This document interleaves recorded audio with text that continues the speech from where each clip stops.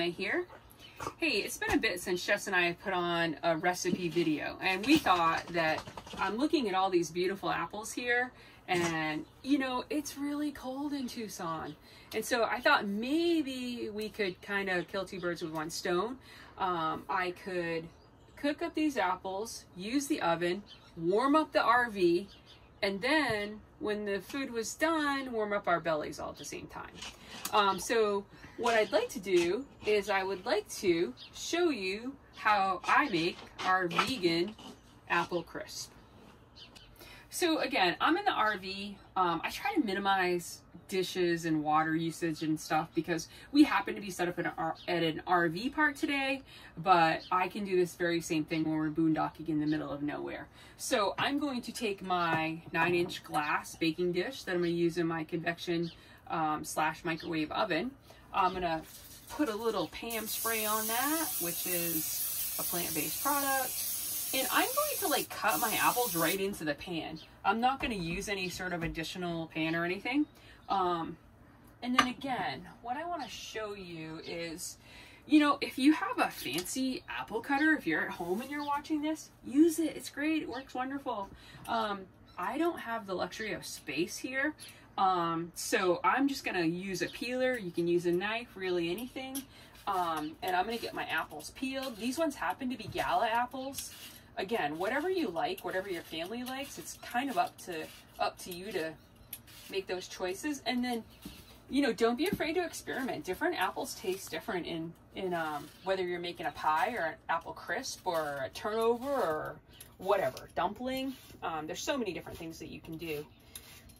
But I do want to show you a little trick that I learned prior to having an apple core at the restaurant. We did a lot of things with apples, and I don't know who I learned this from. I don't know if it was from a grandparent or my mom, or I just don't remember. Mom, if it was you, I'm sorry. I didn't give you credit.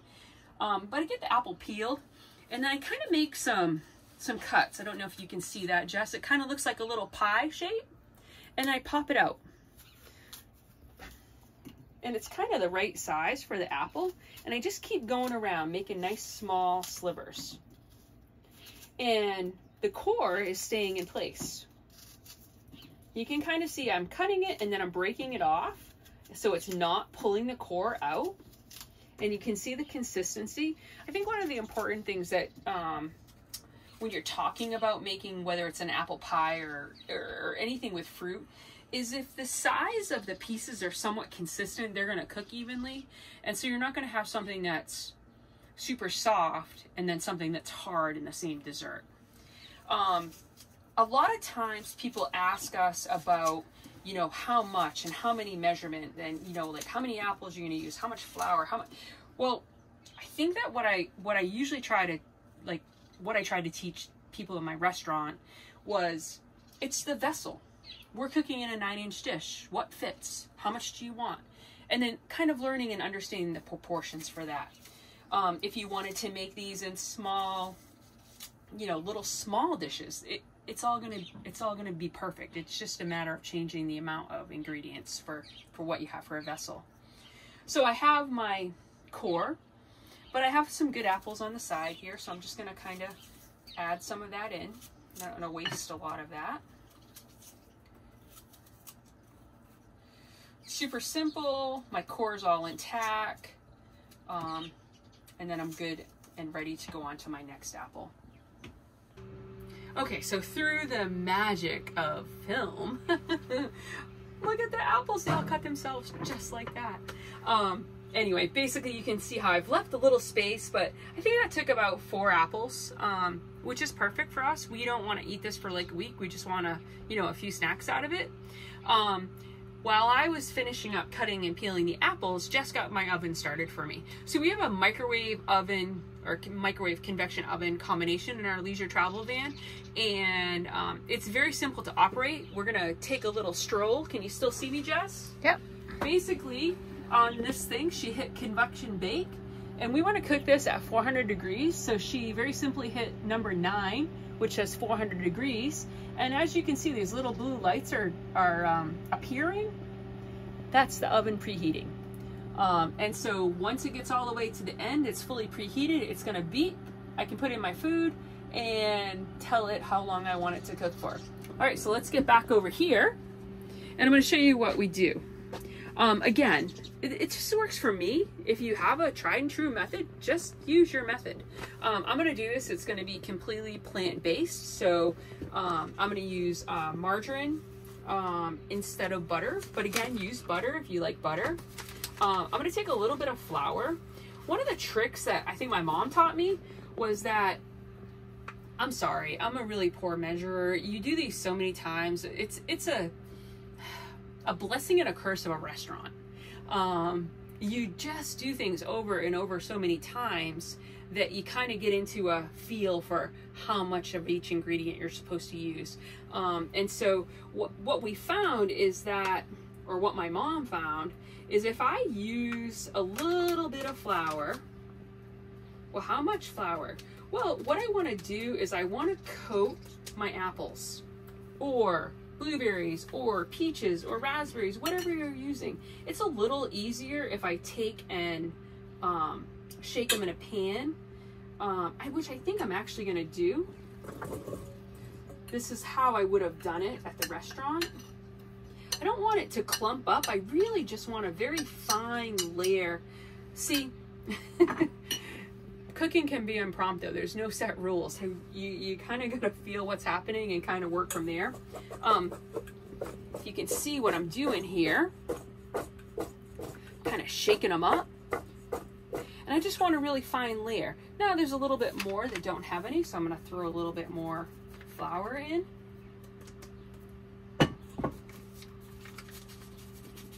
I mean, if I was going to start with a pie plate and do this, I'm maybe a quarter cup or so.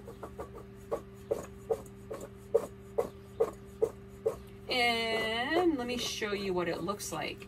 So, if you can take a look, how does that? Can you see that okay, Jess? Basically, it's like a delicious apple with a very fine coating of flour over it.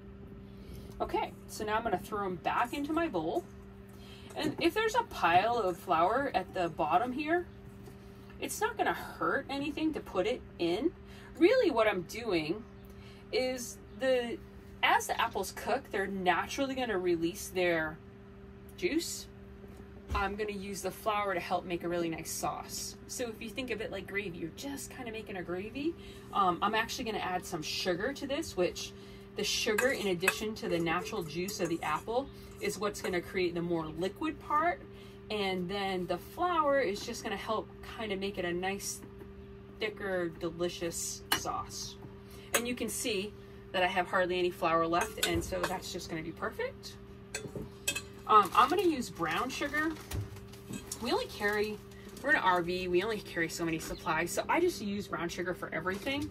And again, I'm going to use probably about a quarter cup, and I'm just going to simply kind of spread it out around, give everything a nice little coating. I don't like things super sweet, but again, I do want to take and kind of have the combination of the tartness of the apple with a little bit of sweetness of the sauce. So that's what I'm doing. And then we both love cinnamon. You could add nutmeg. You could really add whatever flavors you want, and you could add more fruit. I made something similar to this around Christmas time when fresh cranberries, they were selling them for like $1 a bag. And so I had cranberry, apple, very similar type of a crisp. All right, so I have some cinnamon, I have my sugar, I have my floured apples. Now, I already took, because we're preheating the oven, I took and microwaved up some margarine because I want it to be melted. So let me just mix that up. I'm just going to use the same pan. If there's a little bit of flour, it's not going to matter at all. And I'm going to go to my quick oats. So we use whole grain quick oats. Really, you can use whatever you want. And again, I really want a nice coating over the entire top. And I know it's going to be a couple cups. Yes, I know I don't have my measuring cup out. It's okay. I'm kind of visualizing what it's going to look like. Give it a quick toss. And if you can kind of see that, See how the margarine is coating everything? These little balls are what I'm trying to come up with. So some of it is going to be in these nice little balls, and then some of it is going to be more look like individual pieces of oat, and that's what's going to help give us that really delicious candy crunch when we're eating it. So again, I'm going to give it a little bit more brown sugar, probably another 1/4 cup. And I don't know if you could hear that at home, but my oven just beeped at me. So it's getting pretty close to being ready. Mix in my sugar. And because I would really love a little bit more protein, oh, let's see what I got here. I'm going to put a little bit of chia seeds. I'm just going to kind of sprinkle them over my apples. This will help as it'll absorb a little of the liquid, add to that creamy texture, add some protein so it's not all about the sugar or the sweetness. And I'm going to actually add the almonds right to my kind of like crisp portion. You could chop them up. I'm going to actually use them whole. I'm good with that. And I think I need a little bit more oats looking at it.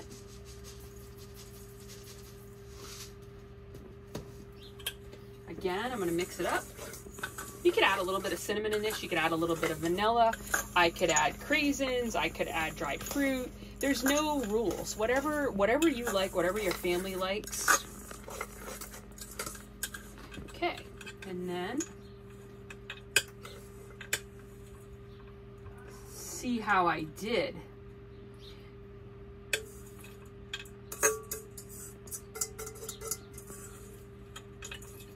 Not too bad, not too bad. So what I want is I want to coat all of my apples. And again, as this cooks, it's going to shrink.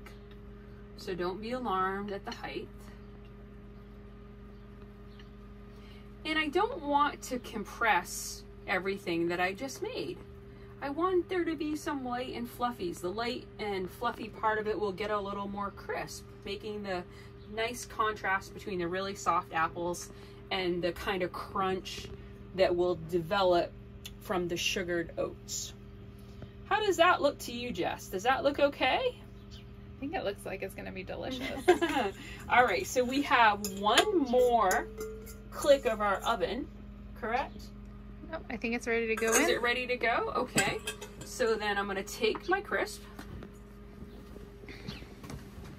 open my oven door, and I didn't get my rack over here, sorry. And again, this happens. I'm actually going to take my rack and I'm going to set it. This is going to put my apple crisp right in the center of the oven. And I'm going to put a drip tray underneath it just in case. And there she goes. And then I'm going to set the timer for, I'm going to put it on for like 40 minutes. Which should be longer than it needs to cook, but we'll check it and we'll adjust it if that's necessary. Okay, through the magic of video, hopefully in a few minutes you'll see it how it comes out. Voila, apple crisp. So the oven went off. I just checked. Really what I wanted to do is just try to make sure my apples are nice and soft, which they are. If you notice, see there's a little bit of a golden brown on the top. Perfect. That's one of my favorite parts. What do you think, Jess? Are you ready to try some? Definitely. All right, let me scoop out a little bit. So you can kind of see how it made a little bit of a crust. Ooh, ooh, ooh, ooh, ooh, ooh. Just a little bit of sauce in there. And again, if you want more sauce, if you add more sugar, there'll be more sauce. I don't eat a lot of sugar, and so I really try to keep you know, I don't really add a lot of extra sugar. All right, now this is going to be pretty hot, Jess. Are you ready? Mm-hmm. Mm. What do you think? It's delicious. Winner? Mm-hmm. All right. Well, I wish that we could get everybody a taste, but unfortunately, we can't do that unless you somehow show up in Tucson today. So hopefully this is helpful to you, and get out there and make your own apple or fruit crisp.